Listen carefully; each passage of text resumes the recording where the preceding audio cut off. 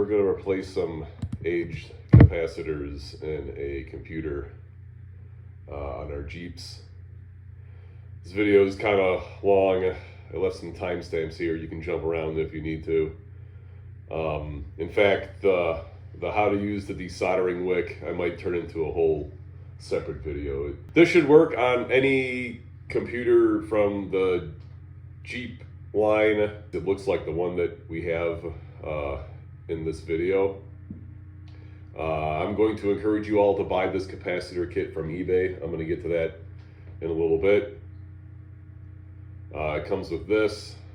Again, buy it off of eBay. You might want to pause the video right here if you need more time to read and look at what's going on. But these are all the items that I used to accomplish this project. I'll talk about them while using them, I'm sure. The first thing that we're going to do is obviously get the computer out of the car. We're going to pry the cover off with like a screwdriver or chisel. We're going to grab the electrical connector and we're going to kind of rock it out. It comes out of there pretty easily, but yeah, we're just going to rock it out. This is the back of the computer. It's potted into a piece of plastic. The potting doesn't stick to the plastic, however. Here you see me taking a cotton swab handle, prying around components, trying to free it from the potting material. This area right here next to that inductor, we need to be a little careful. I don't know if there's any wires or anything hanging off the inductor in this area. So just be careful when you're trying to pull the coating away from that thing. We're gonna kind of go around the edges of the computer over to the back side. Most of the work we're gonna be doing is from the back side. So we want to get all the stuff out of there from the back. Most important, short section of desoldering braid, must use liquid flux.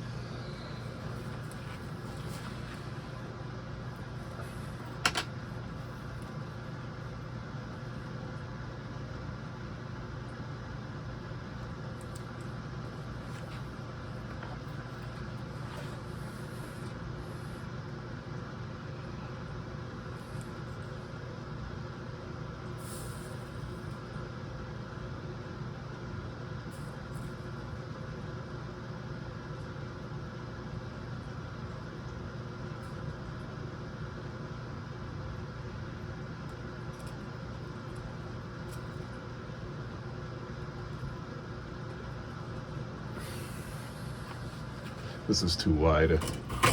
It's touching neighboring components. So I'm going to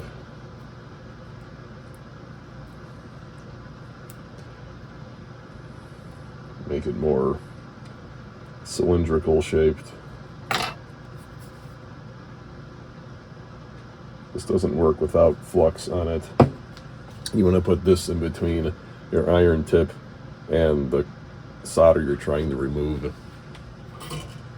And you don't want to use a long section or like the whole roll, because it sucks all the heat out of your soldering iron. We're only using a 15-watt iron here, so there's not a lot of BTUs. Now I'm touching just the area that I want to remove solder from.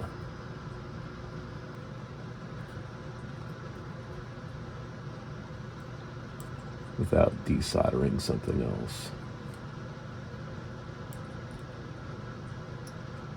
Be patient. It's very difficult to try to heat up both leads at the same time and pull the component through while the solder is liquid. I think you're crazy if you try to do that. We need to remove all of the solder from each lead on the capacitor until it's free inside the plated through hole. and then we'll be able to pull it out. I'm afraid there is no other way to do this.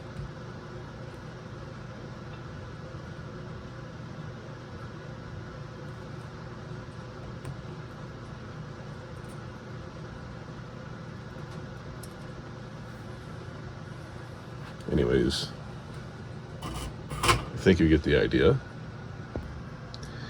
Alright guys, so the idea is that we absorb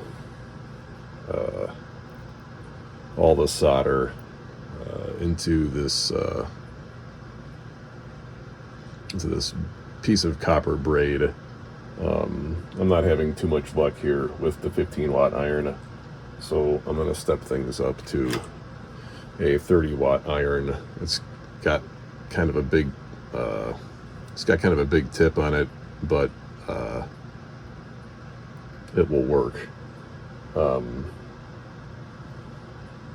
So my advice earlier of using a 15-watt iron, how about we just use that to put the component back onto the board instead of taking it off. And again, the idea is to absorb all the solder on the component lead into this piece of copper braiding. It's called desoldering wick. And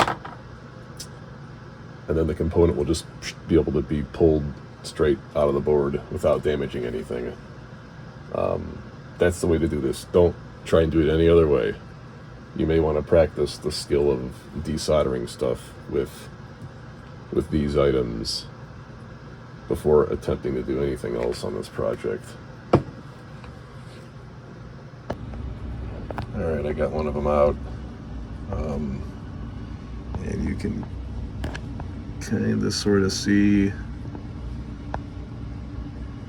that there's solder inside the plated through hole still that capacitor came from. So I'm going to take more of this stuff and I'm going to try and draw all the solder out of those two holes so that I can place the new component in.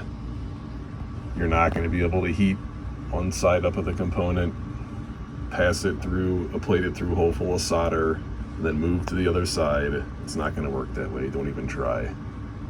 You're going to have to clean those plated through holes totally up, remove all the solder, slide the component in where it needs to be, solder it in place. Don't try and do it any other way.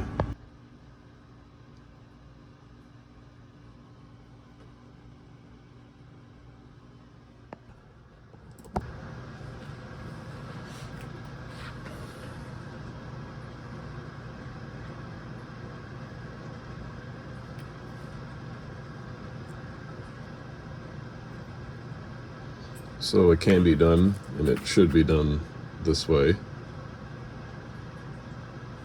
This iPhone 13 camera's horrible.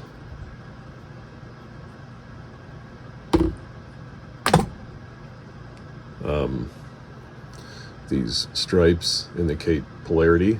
You want to put them back in the same orientation that you took them out from.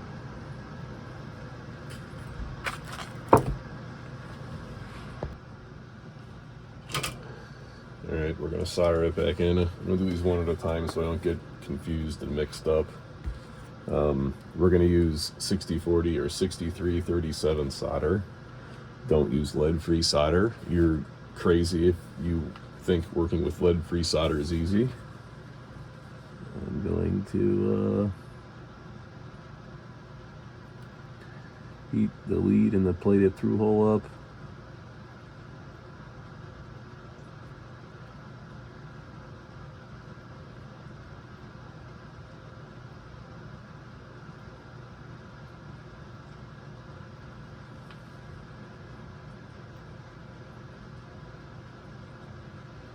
That's it. That one's done. Do it to the other two. Everything will be fine. Trust me.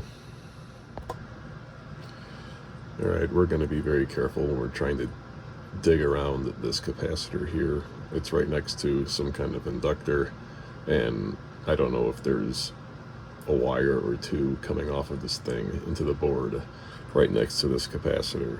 So limit the amount of potting material that you're going to take away from this particular cap. Okay, we're gonna bend our leads on our component. We're gonna be careful not to stress out the area where the lead touches the component. So you probably want to like hold the leads with a pair of tweezers or something, and then do your bending again so you don't stress out the capacitor where the lead touches the capacitor. Again, paying attention to the polarization. We're going to put it in the same way it came out, just like that. And then we're going to put heat and solder on this side. Another thing that I want to share is when desoldering, again, it does not work without flux. But no.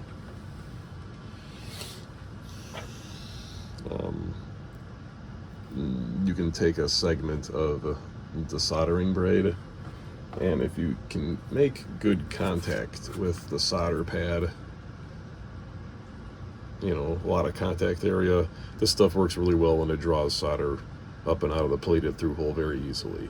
So you got to kind of, again, have it wet with flux, make good contact with the pad, and then you'll be able to like draw all that solder out of there. All right, so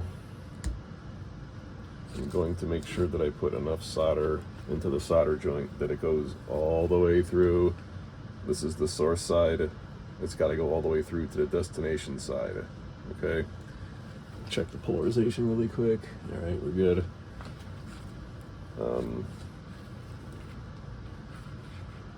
There's flux inside of most of these solders, so I don't need more.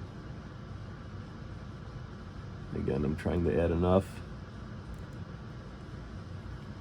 that it goes all the way through the board to the other side.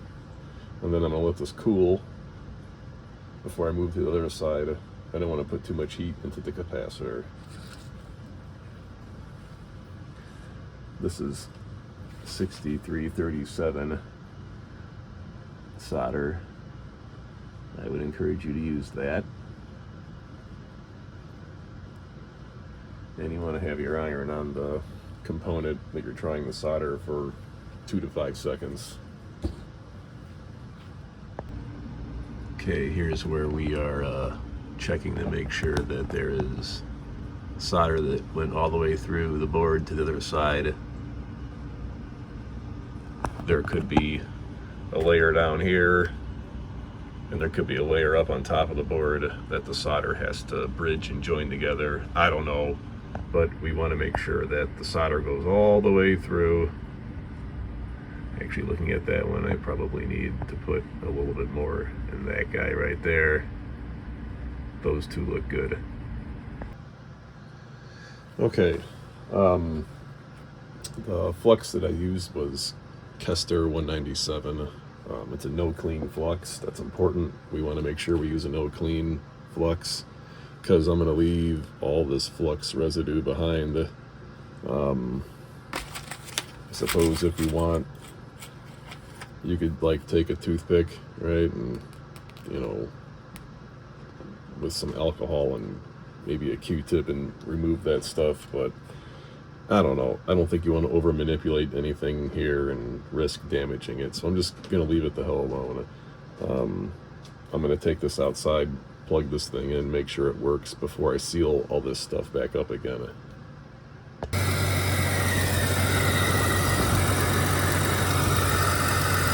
There it is. So the reason why I did this was capacitors don't last forever, especially electrolytic ones. But I have like no gauge lights, no check engine light, no nothing.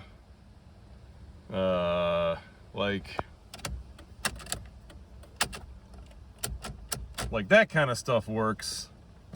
But I don't got any warning lamps over here, and the fuel gauge and the speedometer wasn't working. I was hoping that would fix this problem. It looks like I got some other problem somewhere else. Okay, so I know it works. It's safe to seal this thing back up again. I guess if you want to do it right, Dow makes this 738 sealant. It's just silicone sealant, but it's not conductive. I know from experience, although it'll be never mentioned on a technical data sheet from Permatex, that this red stuff, I've used this to stake down components on like high voltage things. When I say high voltage, I mean like up to 300 or 400 volts, and I haven't ever experienced that red Permatex ever being conductive. But if you're gonna do it right, I guess buy this stuff. The red Permatex is available pretty everywhere. That's the only reason why I bring that up. So why are we doing this? We're just doing this to weatherproof this, okay? We don't need to like fill it all the way up like it once was, but we need to cover the components up, and we need to go underneath the capacitors and make sure that they don't get exposed to salt water in the wintertime. We don't want to cover the tops of the capacitor. I don't know if they vent or not, but we want to leave that metal part on the top of those capacitors exposed, and then we want to kind of, again, seal this all up so salt water doesn't hit it. The last thing I'm going to recommend that you do is get some dielectric grease, and I'm going to put just a little frickin' dab on the top of each one of those pins. I'm not going to like fill the thing up. That's not going to help. We're just trying to keep the nickel plating on those connector terminals from corroding. So just again, like I'm going to put a little bitty dab on each one of the pins, and then we're done. This is good for another 20 or 30 years. Again, these electrolytic capacitors don't last forever. They're called electrolytic because there's an electrolyte inside of them. It eventually degrades and dries up, and they don't work well. I have to make the assumption that these components here are part of a power supply that will bring the voltage down from, I don't know, 12 volts DC to like 5 volts or 3 point something volts, 3.2, 3.6 for integrated circuits and whatnot throughout the car. So I'm reasonably confident that those electrolytic capacitors are filter caps for a power supply. All right, I'd like to add one more thing about the capacitors. Buy the kit on eBay to rebuild this thing. I'll put a link or something somewhere in the video or in the description with the seller. This was like $13, okay?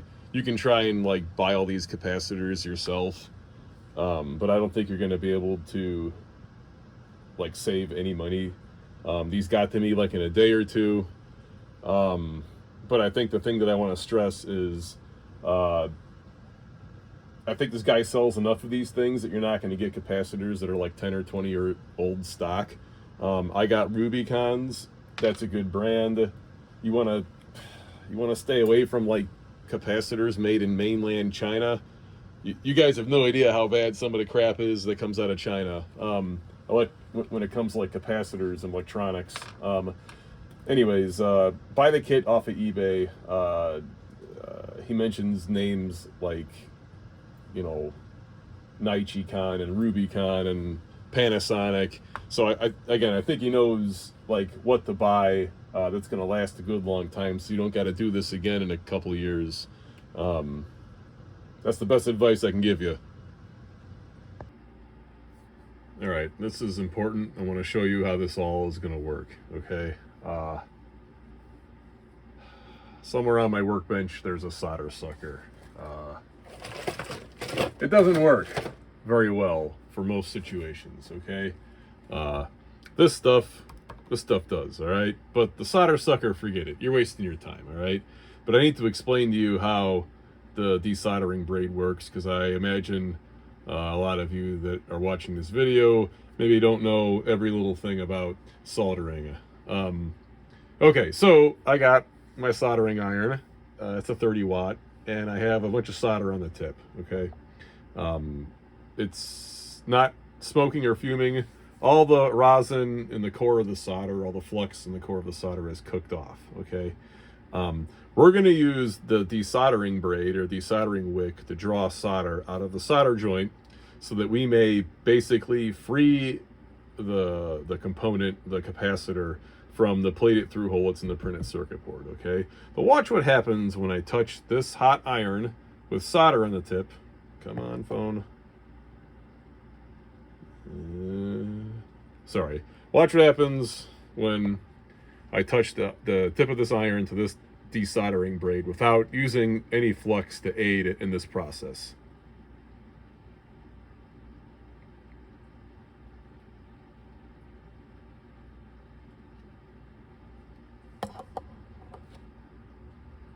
So, I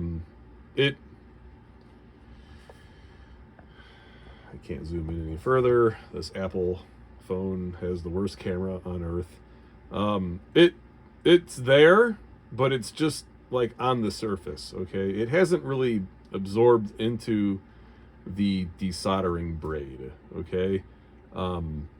Now, when I add flux to this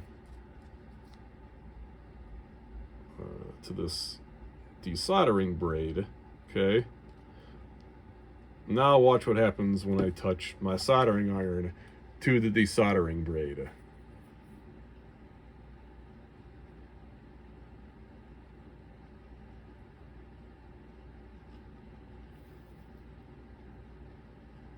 So now the solder is able to basically get pulled off the tip of the iron, and it's absorbing into the copper braid. It's absorbing into all the empty spaces. It's coating each individual strand of wire here, okay? You are going to use this with the aid of some flux, preferably Kester 197. This is not a plug for Kester, but this is a good leave-on flux that won't harm what you're working on if you don't clean it off properly. This is what we use in the industry, okay? You need to use this with this, and you don't want to waste your time with the solder sucker, okay? When I add the flux, I'm able to draw all of the solder like off of the tip of my iron. And we're going to do the same thing using this product to draw all the solder between the component lead and the plated through hole on the printed circuit board on this car's computer. All right, so I was working on my own computer earlier, and I can't really show you like in detail what I was doing because I didn't want to damage it and ruin it and be out $200-300 to buy another computer to do something that someone else did that I can do myself. Anyways, sorry. So I can show you guys better what's going on here, okay? I'm going to take this capacitor off, okay?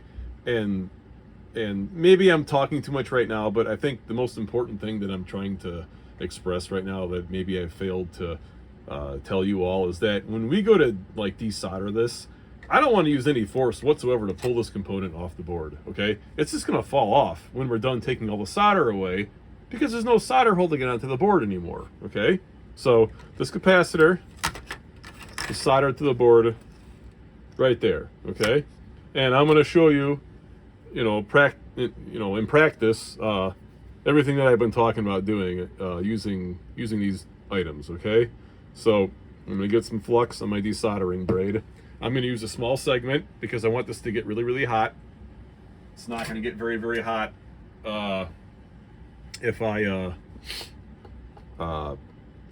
use the whole roll. Like the whole roll is going to act like a heat sink, and it's going to prevent it from getting hot enough to really do its work. Okay, the tip of my iron is kind of dry at the moment. This is kind of where you maybe want to add a little bit of solder to the tip of your iron in order to make in order to bridge the solder from here onto your iron onto this copper braid. Okay, but basically what we're gonna do without me knocking the camera over. Basically what we're going to do is we're going to put heat on the component. Preferably we're going to smash the copper braid in between the component lead and the plated through hole on the board. Okay, we want to hold it there long enough to get all the solder out of that joint. Okay, I have that much in the braid, but a lot of that came from the tip. I'm going to go there a little longer, and I'm going to try and put the soldering braid in a place where I'm actually touching the plated through hole on the board. All right, and I'm going to try and pull all the solder I can out of here. All right, that looks all right. I'm going to move now to the next lead on the capacitor. Do the same thing.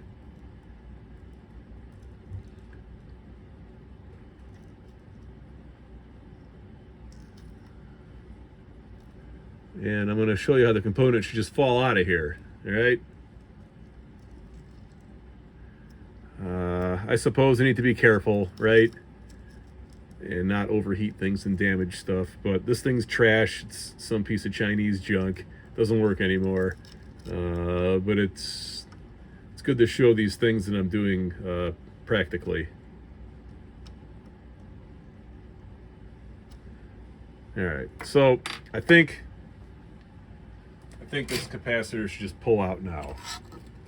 Let's see. Nope.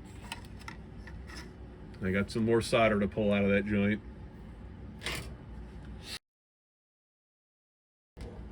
So, adding some flux.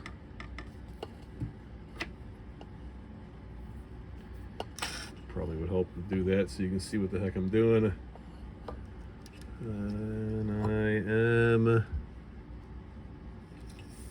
again strategically placing this copper braid where it's touching the things that I want to take the solder away from. Okay, that I can see is like black now, so I can see that all the solder is gone from there. I'm gonna go over to the other lead, do the same thing.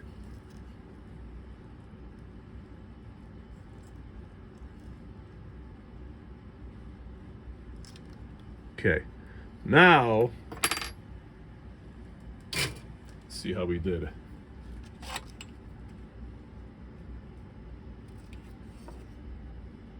Well, it's almost free of solder.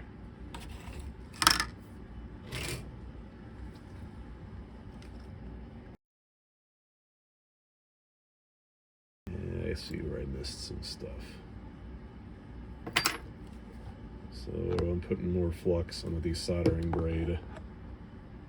The stuff that we're leaving on our circuit board on the electronics, it's not conductive. It shouldn't be. So don't worry too much about it. All right. I don't care if the excessive heat ruins the capacitor because we're taking this capacitor off. We're not going to use it again.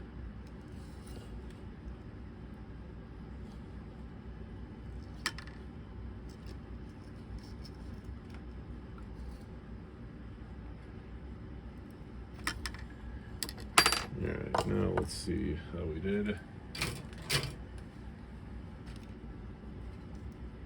All right, so now it's like totally loose. Okay, you can actually see that lead right there wiggling around in there, right? There's still a little bit of solder on that lead right there, okay? And the capacitor is still stuck to it, okay? Now that we got one lead free, it shouldn't be too hard to get, too hard to get this thing out of here. So I'm gonna take my iron and I'm gonna put heat onto the lead that's still attached to the printed circuit board, okay? And without any effort or force, I'm able to pull this thing right out of there, okay? That's what we're trying to accomplish when you guys are trying to replace the electrolytic capacitors on your Jeep's computer, all right? So that's how you do it. That This does not work without that. And then this thing has a place, but it's not here. Don't use this to fix your computer. You're just gonna ruin stuff. Trust me.